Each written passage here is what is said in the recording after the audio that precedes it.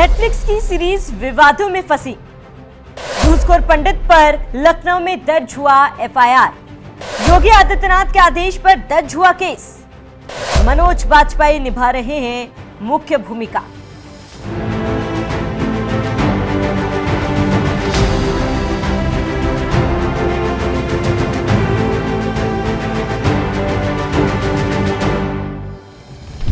नमस्कार, आप देख रहे हैं न्यूज एक्सप्रेस और मैं हूं आपके साथ शाफनी पटनायक। सिनेमा और विवाद एक साथ चलते हैं और जो नया विवाद घूसखोर पंडित को लेकर हो रहा है और लोग एक जाति को लेकर इसे देख रहे हैं, तो इस विवाद पर हम बात करें उससे पहले कुछ पुराने विवादों की बात हम कर देते हैं ताकि आपको मेरी शुरुआती लाइन सिनेमा और विवाद का सही मतलब समझ जाए। जी हाँ, जिस तरह से एक जाति को घेरने पर विवाद हो रहा है और अब तो इसमें राजनीति भी होने लगी है, ये नया नहीं है, क्योंकि इससे पहले हम ज्यादा पुराने दिनों को ना याद करते हुए कुछ साल पीछे चले तो पता चल जाता है कि विवाद और बॉलीवुड का एक दूसरे से चोली दामन का रिश्ता है।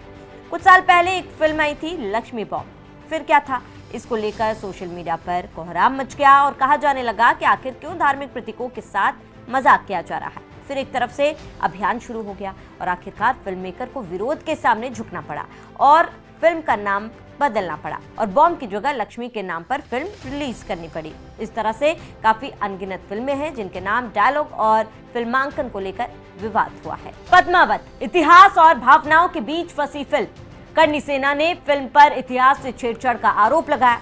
उड़ता पंजा, नाम नहीं बदला लेकिन भारी कैंची चली। गोलियों की रासलीला पर आस्था से जुड़ा विवाद के बाद फिल्म का नाम बदलकर गोलियों की रासलीला रखा गया।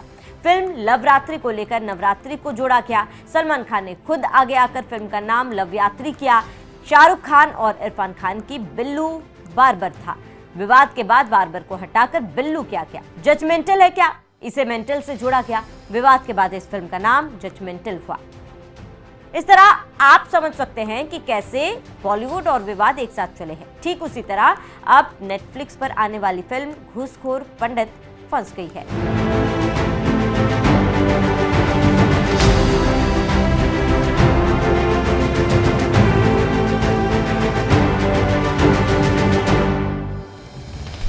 ये समय वेब सीरीज का दौर है।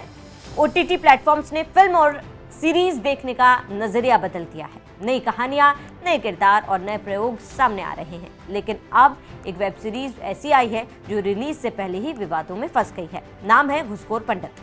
यह सिर्फ एक सीरीज नहीं रह गई है, बल्कि अब यह बहस बन चुकी है कला की आजादी बनाम सामाजिक सम्मान की। घूसखोर पंडित पर आरोप है कि इस सीरीज का टाइटल एक खास जाति पर निशाना साध रहा है और पूरे समाज को एक नकारात्मक छवि पेश कर रहा। और इसी शुरुआत हुई भोपाल से, जहां ब्राह्मण समाज के लोगों ने सड़कों पर उतरकर प्रदर्शन किया। हाथों में तख्तियां थी, नाराजगी थी और एक ही मांग कि इस वेब सीरीज पर बैन लगाया जाए। जब इस विवाद और नाम का जिक्र सोशल मीडिया पर वायरल हुआ तो ये आग कई और राज्यों तक पहुंच गई। फिर तो केस की बौछार हो गई और इसी तरह का एक केस यूपी की राजधानी लखनऊ में हुआ। एफआईआर में कहा गया कि घूसखोर पंडित नाम एक विशेष जाति को सीधे तौर पर निशाना बनाता है। आरोप है कि इससे समाज की भावनाएं आहत हुई और इससे सामाजिक सौहार्द बिगड़ने की आशंका है। पुलिस का मानना है कि इस कंटेंट के कारण उग्र प्रदर्शन हो सकते हैं, शांति व्यवस्था प्रभावित हो सकती है और अलग अलग समुदाय के बीच वैमनस्य फैल सकता है। फिर क्या था, एफआईआर दर्ज हो गया।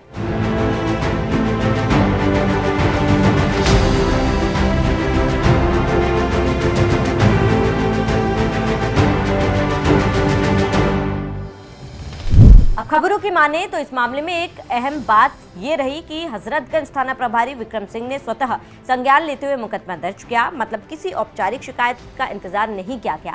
एफआईआर में समाज में सौहार्द बिगाड़ने, जातिगत भावनाओं को आहत करने और शांति भंग करने के प्रयास जैसी गंभीर धाराएं लगाई गई। लेकिन इस एफआईआर पर कहा जा रहा है कि एफआईआर की कार्रवाई मुख्यमंत्री योगी आदित्यनाथ के निर्देश पर की गई।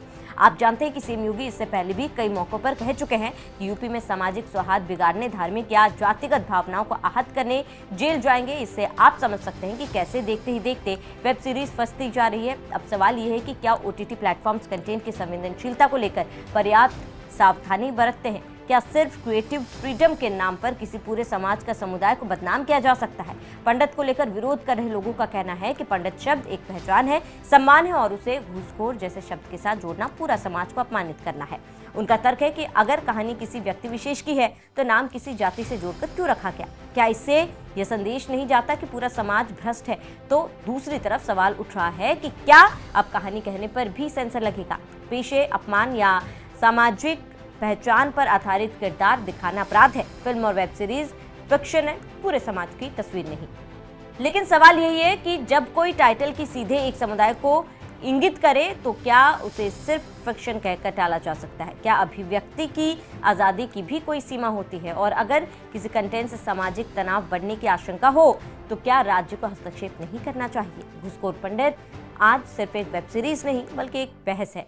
बहस सम्मान की, अभिव्यक्ति की और सामाजिक जिम्मेदारी की। फैसला अदालतों में होगा लेकिन असर समाज पर पड़ेगा। देखना यह है कि इस टकराव में जीत किसकी होती है, कला की आज़ादी की या सामाजिक संवेदनशीलता की।